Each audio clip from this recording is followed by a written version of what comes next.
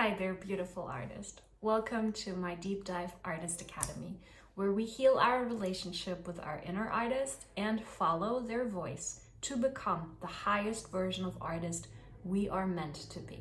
Have you ever shared your art and felt miserable afterwards?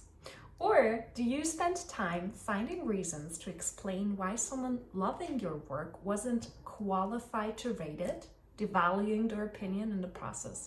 Or maybe you just have that constant voice in your head questioning your talent and worth. If you can relate to any of this, first of all, you have my deepest compassion, and I'm here to tell you you are not alone. Today, I want to dive into the topic of the inner critic or imposter syndrome. In this video, we'll explore what imposter syndrome is, where it comes from, and how you can actually use it to step into your full power. By the end of the video, I want you to have 3 practical tools to quiet that doubting voice and embrace your full creative potential. Plus, if you watch until the end, I have a superhero trick that'll absolutely take your creation mode to the next level. Imposter syndrome is a psychological pattern where individuals doubt their abilities and feel like imposters despite evident success. It affects everyone from artists to executives. At its core, it's about not feeling good enough and fearing others will see through you. This can start in childhood or happen later when you're maybe facing new challenges. Perfectionism and comparing yourself to others, especially in our profit and outcome-driven society, make it worse. The impact is significant, causing anxiety, stress, and the need to constantly prove yourself often lead to burnout. For us artists, it's especially hard because creating art and sharing it is so personal. It requires an enormous amount of vulnerability. When you are controlled by self-doubt, you may hesitate to showcase your work because you fear criticism or rejection. This can stifle your creativity and hinder your growth. On this channel, I want to cover every topic that might be keeping you from a sustainable, healthy relationship with your inner artist and empower you to share your purest version of your craft with the world. So let's look at how to acknowledge, recognize these feelings, and shift our narrative from I'm a fraud to I am capable and deserving. Honestly, it feels like a responsibility for me to be talking about imposter syndrome for 2 reasons. One, I am an artist that has severely suffered from it, and I believe for way too long. It's just like one of those many things I wish I had learned about in school, or any teacher or caretaker might have talked to me about when they saw how I was struggling. I didn't know this term even existed. Therefore, how could I overcome it as I was not conscious of my beliefs being a pattern of misconception and not the actual truth? And 2, I found quite a way to tackle my inner critic, and having to do that all on my own, I went from, yeah, I make music and sometimes I act on stage, but if anybody professional ever actually sees what I'm doing, they will uncover the truth immediately and I'll go to hell. 2, confidently in any conversation, just saying I am an artist. 20 years of feeling so insecure about the only thing I ever cared about. And really, if I can help just one person on their way of uncovering their truth and sharing their beautiful and pure creations with the world by becoming vulnerable, then so be it. I am here for you. My philosophy as an artist and a spiritual being is that we have the responsibility to take the steps to uncover who we are and what makes us unique. It's our responsibility to work on being able to bring forth creations, to bring forth the one thing that we came here to do. As we are nothing but channels for the greater source of creativity. And we have to be clear, free, and open in order to receive, to create, and then obviously release our art, to share it, to make it accessible, and to live it.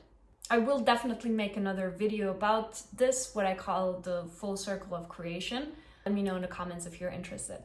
Okay, so dealing with imposter syndrome or your inner critic can be sneaky because they show up in various ways that might not immediately be obvious to you. So therefore, next, I want to give you some signs that might tell you that you might be experiencing this. 1. Criticizing other artists. You might find yourself picking apart other artists, looking for reasons they aren't as good as people think. Why maybe they are just lucky, or literally anything that makes you think they are not true artists while you are. In this scenario, you are experiencing signs of the inner critic and imposter syndrome while it's telling your brain that you were valuing your own work over somebody else's. But really, what we do is always a mirror. What we do, think, and speak is always a mirror of what's inside of us. So if we think bad about someone, then ask yourself, where is that actually coming from? The behavior reflects your own insecurities. By focusing on others' perceived flaws, you might be trying to distract yourself from your own feelings of inadequacy. 2. Perfectionism and reluctance to share. You constantly tweak and perfect your work, but you rarely ever share it. When you do share, you feel exposed and quickly second-guess your decision. This is a classic sign of imposter syndrome, driven by the fear of being found out as not good enough, as I said before. 3. Mood swings about your work. Your feelings about your work fluctuate dramatically. Like one day you feel proud of what you're doing, and the next you are convinced that you're not good enough or your work is really not worthy.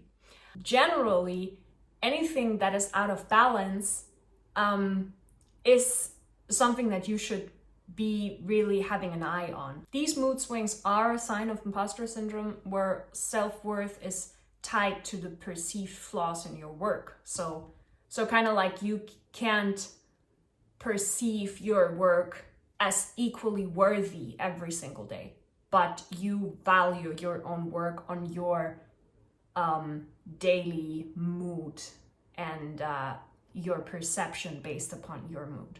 Number 4, downplaying your successes. You attribute your achievements to luck, to downplay them as no big deal. This is literally one of the most ridiculous ones to me. Like I used to get a lot of positive feedback. I always used to get a lot of positive feedback. And then I would either look for reasons why people weren't really qualified to give that feedback, or I would just like downplay whatever they said by saying, yeah, I just got lucky this time.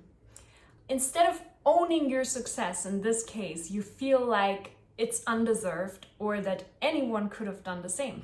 What I experienced personally was how I would permanently spend way too much time on making excuses on why the evident positive feedback I'd be getting was invalid. This mindset prevents you from fully appreciating your talents and hard work. And number 5, fear of new challenges. This one is crucial because you have to break out of your barriers, out of your comfort zone to grow every single day. And imposter syndrome really tries to keep you away from that. When you fear new challenges, you shy away from new opportunities because of the fear that you will not measure up with them. Imposter syndrome makes you generally doubt your ability to succeed in new roles or projects, and that holds you back from growth and keeps you stuck in your comfort zone and in the circles of self-doubt. Okay, so recognizing these signs is the first step toward overcoming the inner critic. By understanding how this manifests in your life, you can start to challenge these patterns and build a more positive, confident mindset. So keep a lookout for experiencing any of these signs that we've named. Remember that acknowledging these feelings is not a weakness, it's a step towards embracing your true potential. Next up, I want to give you some easy strategies to start tackling imposter syndrome. Let's face it, fully silencing your inner critic or conquering imposter syndrome will take you longer than 3 days.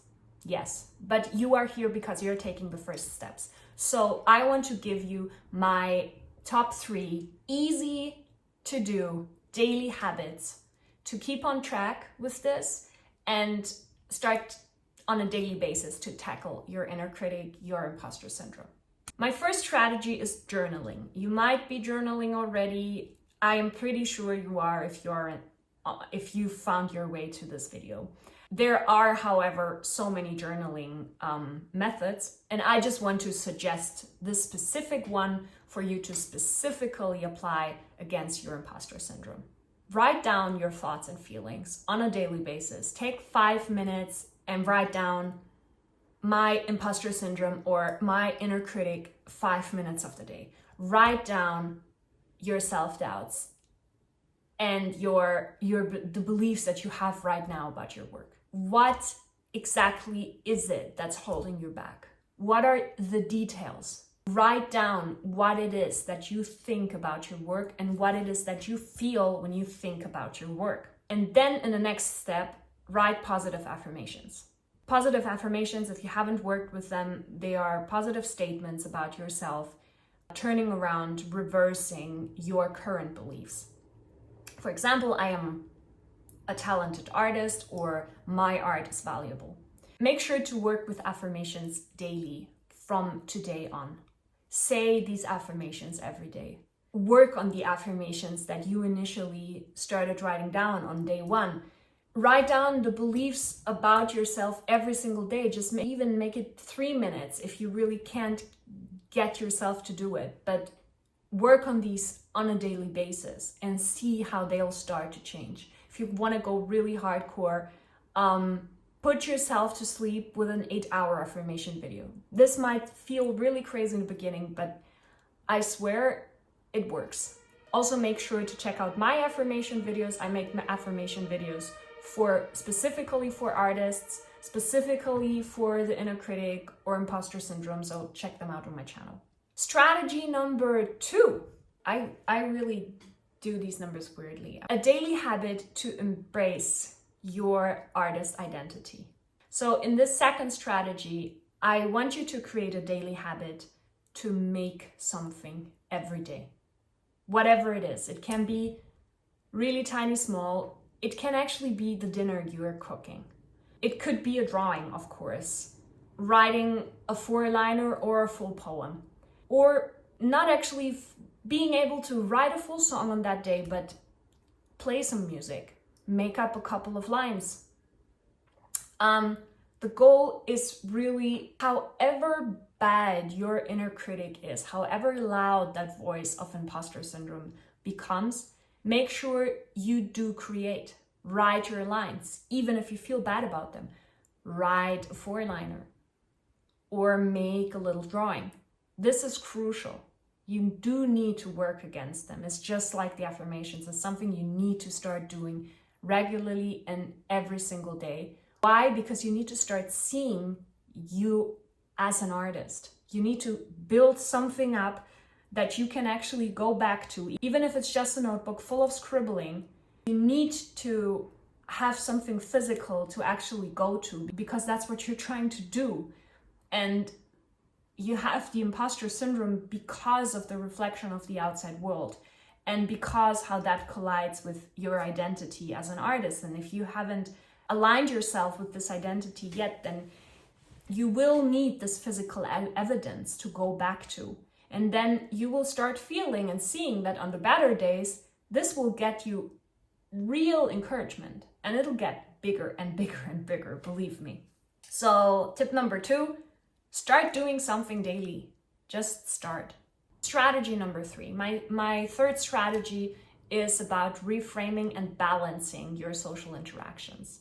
So many artists struggle with extremes. Some artists tend to love solitude and stay just with themselves and create just with themselves. And others tend to be really outgoing and be really surrounding themselves with a lot of people.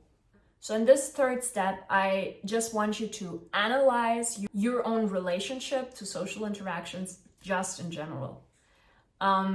This is something to, at the core of Where are your self-doubts?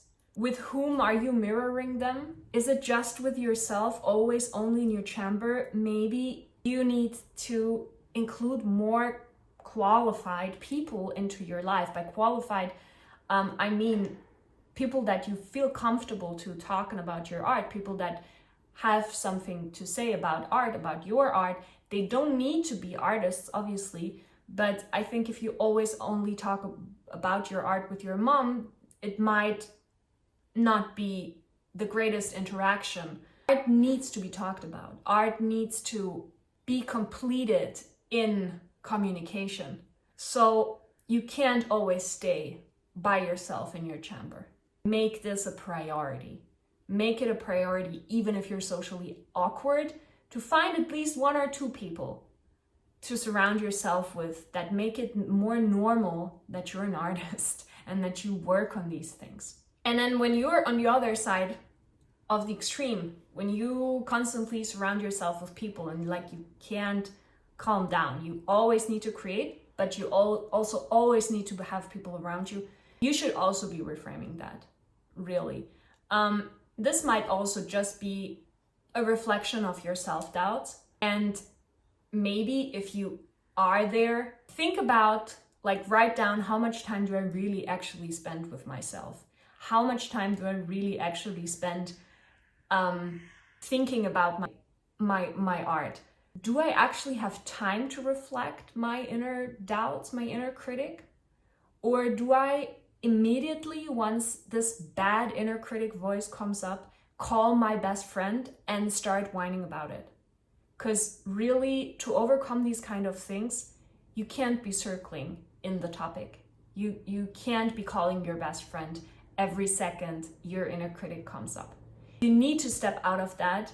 And even though it might not feel easy at the beginning, you need to spend time with yourself to overcome these problems. So I've talked a little about what imposter syndrome is and why artists especially often feel it.